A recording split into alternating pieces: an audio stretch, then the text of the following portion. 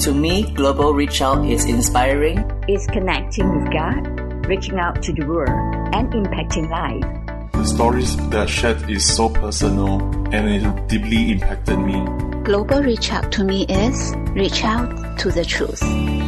Connecting hearts, connecting lives. You're listening to Global Reach Out. Hello friends, a very warm welcome to Global Reach Out. And thank you for staying with us on this series called Candle in the Dark.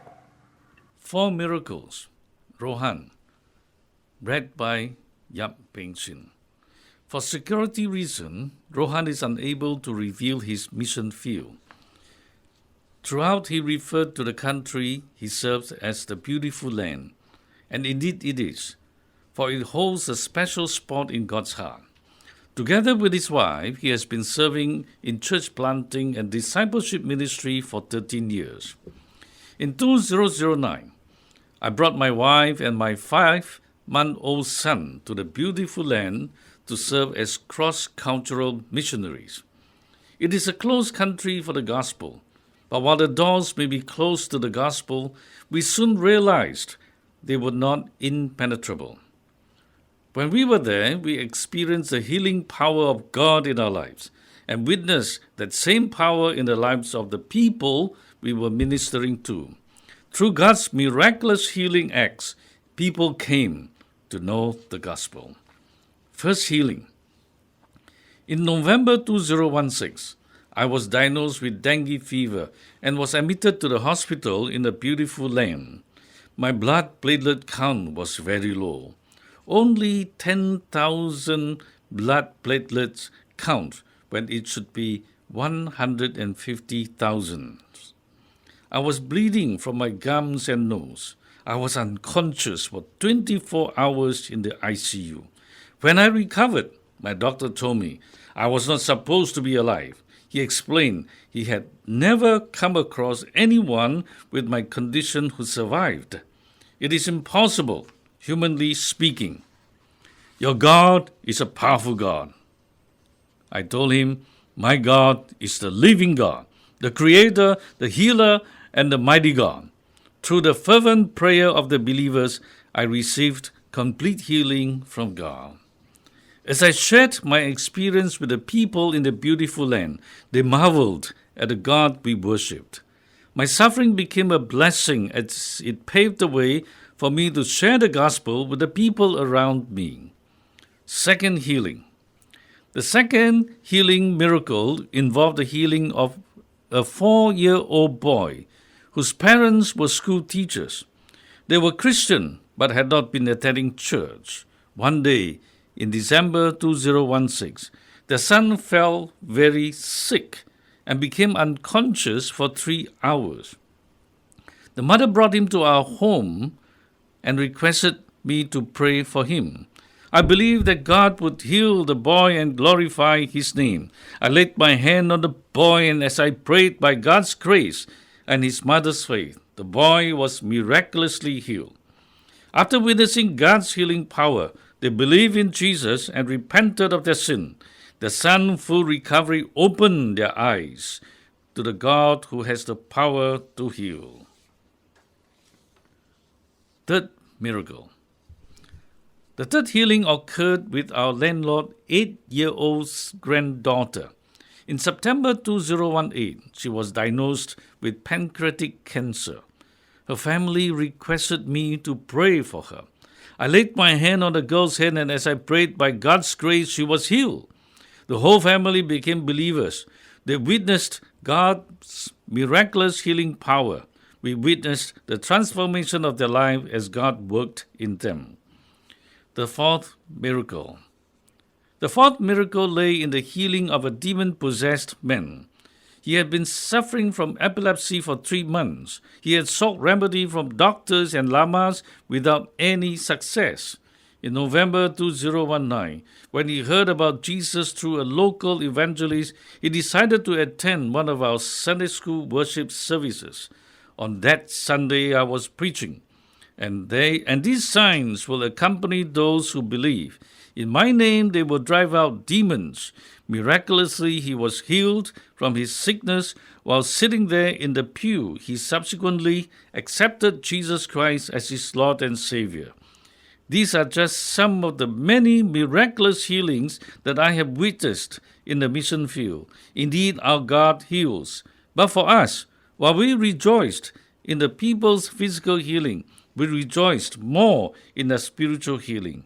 God healed their physical bodies that he might tend to their spiritual well-being.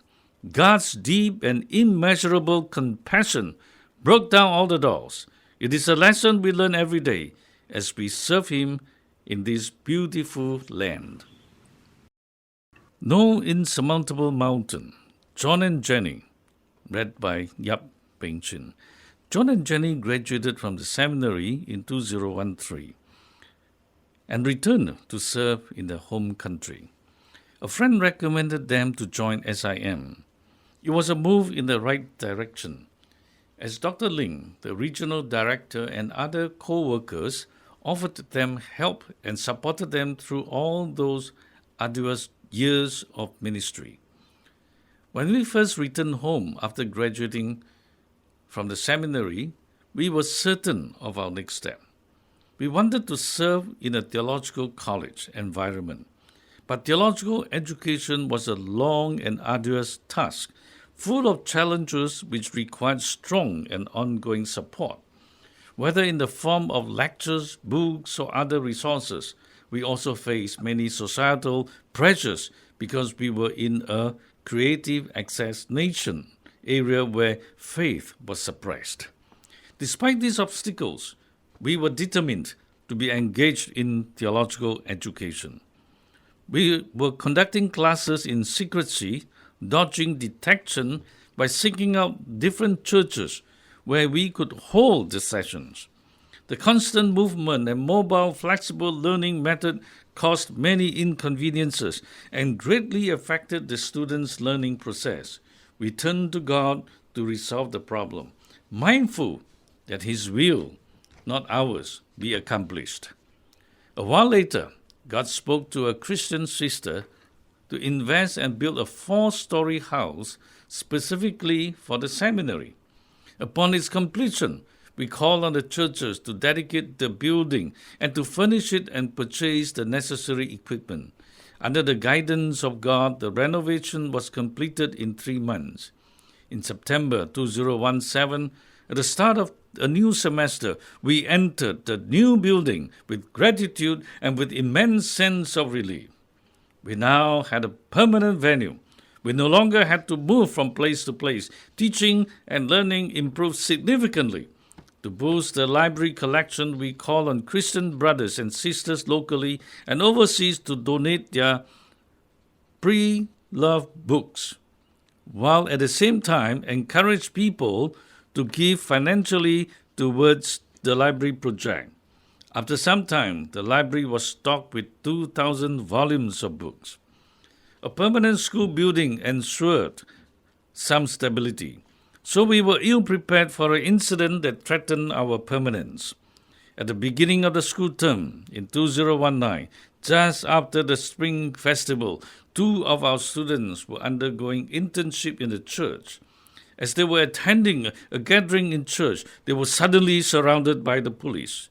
They were taken away, and their computers and Bible were confiscated. I was worried about the college being implicated, so I immediately suspended classes for 2 weeks. By God's grace, the college was spared, and we resumed classes. In 2020, COVID-19 hit the country. It was as if someone had pressed the pause button on the entire country as it went into a lockdown mode. Everyone had to stay at home. No one was allowed to step out. The same was true of our college. Students were unable to attend school. We immediately responded by switching to online classes for our current students. Many teachers had to change their traveling itinerary, and all courses were readjusted for virtual learning. There were, however, advantages in attending classes online because students could complete their studies at home. When others heard of the online courses, many church workers signed up for studies at the college as well. We saw an increase in the enrollment of online students. In an unexpected twist, the epidemic had actually enabled the college to serve more churches and fellow believers. Through our experience, we learned that there can be no mountain too high to climb, no ocean too vast to swim if God is at the helm. We also learn that sometimes what appears to be limiting can actually turn out to be a blessing in disguise. Put simply, God will work things out according to His plan and purpose. Nothing can stop Him. Nothing can stand in His way. We will close here today. Please stay tuned with Global Reach Out, and let's meet again next week. Have a great week ahead. Goodbye. The program is proudly presented by Global Reach Out. We welcome you to share our live enriching webcasts with family and friends through our website, global-reachout.org.